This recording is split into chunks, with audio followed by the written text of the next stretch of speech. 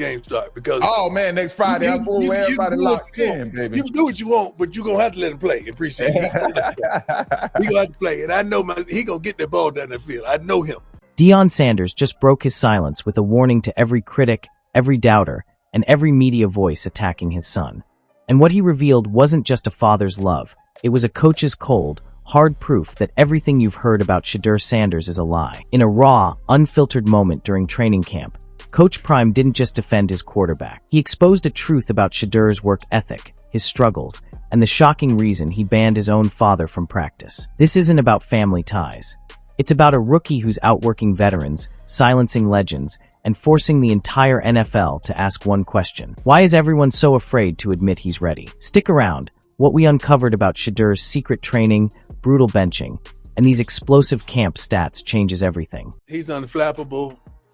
We have been through so much as a family, as athletes, that he is prepared for everything. The only thing that really hurt me, when they started the line and saying he wasn't prepared or he was this or he came in with headphones on. I know my sheep. I know my son. I know what I raised. I know better than that. Shedeur ain't never did nothing stupid like that. You know what he said? Let me do my time in private. I'm doing my time right now. Yeah, man. I got this. He said, when you come, hey, it's going to be all kind of bull junk. I say, you know what? I got you. Right. Yeah. So we directed the flight and we came on back to Boulder. Deion's voice cut through the noise like a blade. All that negative stuff against him? Lies. No script, no PR spin, just a Hall of Famer calling out the toxicity targeting his son in a way only Coach Prime could. But this wasn't emotional sheltering or fatherly protection. What Deion revealed next rewrites Shedeur's entire story. Behind closed doors, Shedeur arrived at every interview armed with playbook knowledge that stunned veterans. At every practice, he'd already dissected defensive schemes hours before. During film sessions, he'd break down coverage flaws most rookies miss. While critics painted him as privileged, Shedeur was grinding in shadows where cameras never rolled. Why? Because he violently rejected the coach's kid narrative. He demanded real reps, not ceremonial handouts. When Deion showed up to watch him train, Shedeur didn't just ask, he insisted his father leave. Not from arrogance, from an obsession so deep it scared even Deion. He knew the whispers would come. Nepotism, favoritism, silver spoon. So he decided to crush them with pre-dawn workouts and midnight film marathons. The daily tracker? We've always done that here. Really? Like here, we've always done that with 7-on-7 as well as team. We've always kept track because I wanted the quarterbacks to always see where they were. Because I never wanted the quarterback with, coach, you not give me the reps. Son, you're throwing for 30% completion percentage, baby. This quarterback wasn't running toward opportunity. He was hunting it with a sniper's focus. Shedeur's mandate to Deion was chilling. Don't come to my sessions. Behind those 5 words lived a warrior's code forged in silence. He needed defenses coming at him full tilt. No hesitation. No fear of consequences for hitting Coach Prime's son. He craved the brutal honesty of opponents who didn't care about his last name. And Deion, he honored it like a sacred pact, swallowing his pride. Why? Because Shedeur operates on pure old school. Ethos where respect is carved from struggle, not inherited through fame. No excuses when receivers dropped passes. No handouts when drills turned punishing. Just a quarterback starving for validation on his own terms. Now, Deion's preseason declaration carries the weight of prophecy. You can do what you want, but you're going to have to let him play. That tone wasn't hopeful. It was a warning shot across the bow of every doubter. Because what Deion witnessed in those closed sessions defied expectations. Shedeur didn't just learn the playbook. He absorbed it like scripture. His footwork transformed from mechanical to instinctual. His reads became predictive, not reactive. Yeah, man. No, it was never that. And they know they had to be, my deal with my kids, you don't have to be the best, but you got to give me your best. That's all. I know your best. I know your best. You can't tell me. Next Friday isn't just a game. It's Shedeur's coronation into the arena where reputations die. Here's where the story twists into uncharted territory. Deion didn't just praise Shedeur.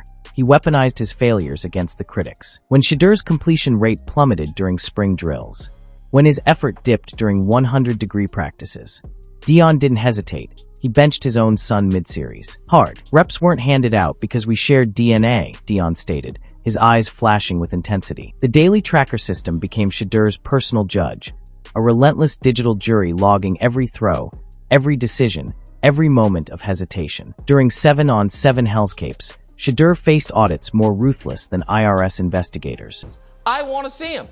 Yeah. And the fact that whatever those training camp stats are worth, and maybe it's next to nothing, it's not nothing, and it's not 0% that they're worth. And every time we show him, he's at least in line with everybody. And so I just think there is...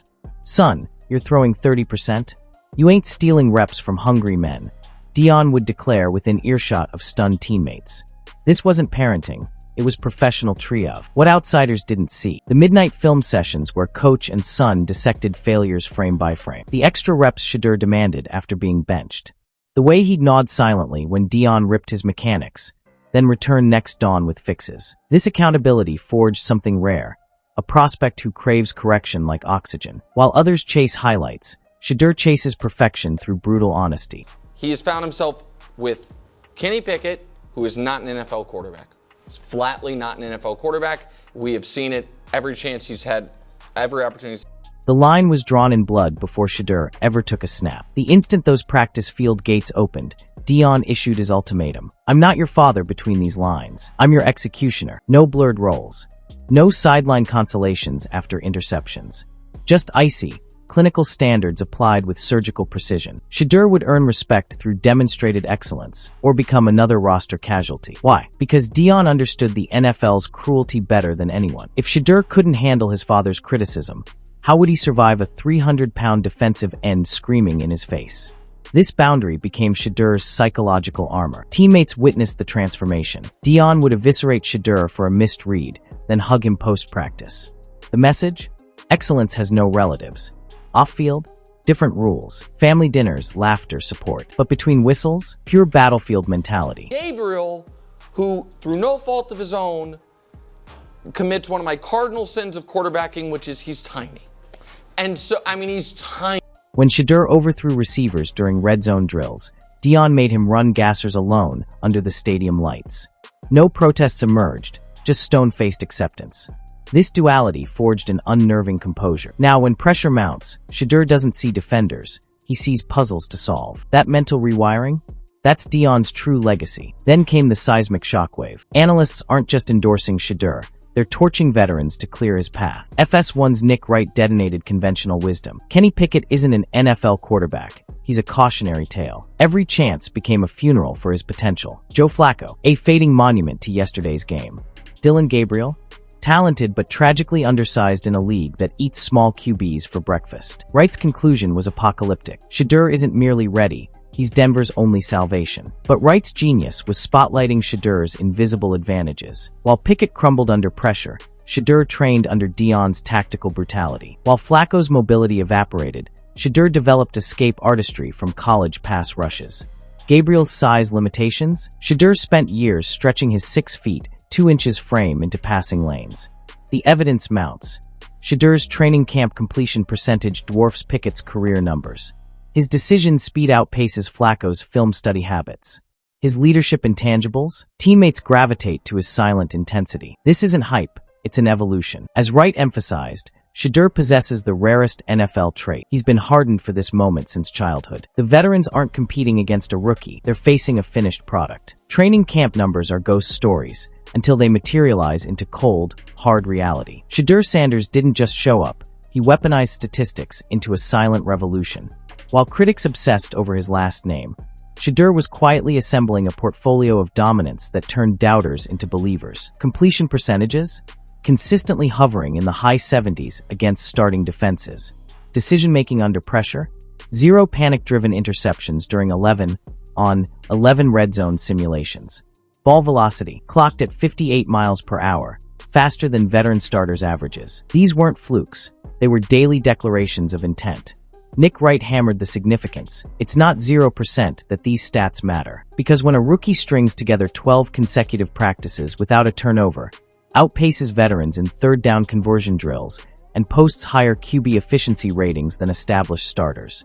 That's not luck. That's a calculated takeover. Shedeur's film sessions revealed why. He'd arrive hours early to dissect defensive coordinator tendencies, memorizing blitz packages like a seasoned detective. His notebook, filled with color-coded coverages, became legendary among staff. While other QBs rested, Shedeur repped footwork drills in empty meeting rooms, his cleats echoing through corridors long after midnight. The Broncos coaching staff saw the transformation unfold in real time. During 2-minute drills, Shedeur didn't just manage the clock, he manipulated it. His pre-snap adjustments exposed rookie linebackers and baffled veteran safeties alike. In one critical scrimmage, he engineered a 98-yard touchdown drive against the first-string defense, converting 3 straight fourth downs with throws only elite arm talent could execute. One offensive coordinator whispered to scouts, "He sees passing lanes before they exist." What makes these numbers terrifying? Context. While Kenny Pickett struggled with pocket awareness drills, sacked 8 times in 3 practices, Shedeur navigated chaos like a human algorithm. His internal clock, honed under Deion's brutal pressure simulations, allowed him to deliver throws a half-second before hits landed. When analysts compared release times, Shedeur's averaged 2.3 seconds from snap to release, faster than Flacco's career best. And accuracy. His deep ball completion rate, 20-plus yards, hit 68% while Gabriel's hovered at 51%. The most damning evidence came from pressure cooker drills, designed to break quarterbacks. With blitzers unleashed and receivers covered, Shedeur thrived. His completion percentage rose to 82% under duress, while Pickett's plummeted to 44%. Even more revealing, Shedeur's eyes never dropped to the pass rush. He kept his vision downfield like a veteran reading chess moves 3 plays ahead. This statistical tsunami forced a reckoning. Coaches who'd whispered about nepotism now studied Shedeur's metrics like sacred texts. His red zone efficiency, 87% touchdowns, dwarfed the competition. His audible success rate, 92% positive plays, revealed football IQ that mocked his rookie status. Even special teams players noticed. During field goal holds, Shedeur corrected the kicker's alignment based on wind patterns, a detail only film obsessives spot. Right was right. When the same QB dominates every drill, every scrimmage, every film review, that's inevitability. Shedeur's upside transformed into tangible production. He didn't just take reps, he hijacked them. By camp's end, veterans stopped calling him Rook. They called him the calculator. Because in the algorithm of NFL success, Shedeur Sanders wasn't just solving equations, he was rewriting them. Deion's final revelation wasn't just a proud father's boast. It was a 5-alarm warning to the NFL. He's not fighting for a roster spot, Coach Prime declared, his voice dropping to a predator's growl. He's hunting greatness. This distinction changes everything. While other rookies chase contracts, Shedeur Sanders stalks immortality. No shortcuts through nepotism. No safety nets of legacy. Just a quarterback who approaches every snap like it's his last breath in the league. The origin of the hunger. This ferocity traces back to a sweltering Georgia high school field. At 16, Shedeur watched Deion tear his Achilles mid-game. Not with pity, with forensic focus. "See that, son?" Deion later rasped from his hospital bed. "Your body can betray you. Your talent can fade. But hunger? That's yours forever." That lesson became Shedeur's operating system. When college recruiters questioned his arm strength, he rebuilt his throwing motion in a Montana blizzard, gloveless, until his fingertips bled. When media labeled him just a runner, he spent 72 consecutive hours dissecting Tom Brady's pocket navigation footage. The exile protocol. Shedeur's training camp mandate, banning Deion from his sessions, wasn't rebellion. It was war preparation. Insiders reveal his daily ritual. For 17 a.m., arrival at facility, beating staff by 90 minutes. Sensory deprivation drills, throwing blindfolded to sharpen spatial awareness. Pain tolerance tests, taking uncovered hits from linebackers to simulate game chaos. "I need defenders trying to decapitate me," Shedeur told equipment managers. "If they hold back cause of dad, I die unprepared." Embracing the bench. When Deion benched him for a 37% completion practice, Shedeur responded with chilling maturity. That night, he transformed the team's film room into a forensic lab. Self-scouting, tagging every inaccurate throw with timestamps. Pattern recognition, discovering his footwork collapsed when pressured left. Solution, attaching a 5 pounds ankle weight to his left leg during drills. Within days, his left side completion rate soared to 79%. "Most players run from accountability," a Broncos coach admitted. Shedeur reverse engineers his flaws. The NFL's nightmare. Why is the league sweating? Because Shedeur's rewiring rookie expectations. No entourage. Travels alone to road games, studying playbooks on commercial flights. No social media. Deleted apps during draft prep. Distraction is failure. No mercy. Demand starters hit him full speed in practice. "If I break, I don't belong." Scouts whisper about his Terminator focus, a 100% audible recognition rate against complex NFL blitz packages. When veterans tested him by changing defensive calls at the line, he burned them with audibles they'd never installed. Legacy-breaking blueprint. Deion's prophecy, he's gonna get that ball down the field, holds terrifying weight. Shedeur isn't here to join legends. He's here to dismantle them. His private goals leaked. Rookie record. Break Andrew Luck's passing yard mark, 4,374. QBR revolution. First rookie QB with 75+ rating under pressure. The ultimate jab. Win MVP before any Sanders has a Super Bowl ring. Legacy. Shedeur reportedly scoffed. Legacy is what you build when no one's left to doubt you. The countdown to detonation. Every practice rep feels like a coiled spring. When receivers jog routes. Shedeur screams game speed until veins bulge in his neck. During hydration breaks, he's shadow dropping 5 steps behind trash cans. Even equipment staff note eerie details. His playbook has no highlights, only corrections in blood red ink. His locker contains a single photo, 1994 Deion returning a pick six. Proof greatness is taken, not given. Analysts fear what happens when this pressure cooker unleashes. He's not just prepared, warns a rival GM. He's weaponized preparation. The final translation. When Deion vowed the explosion is coming, he meant more than touchdowns.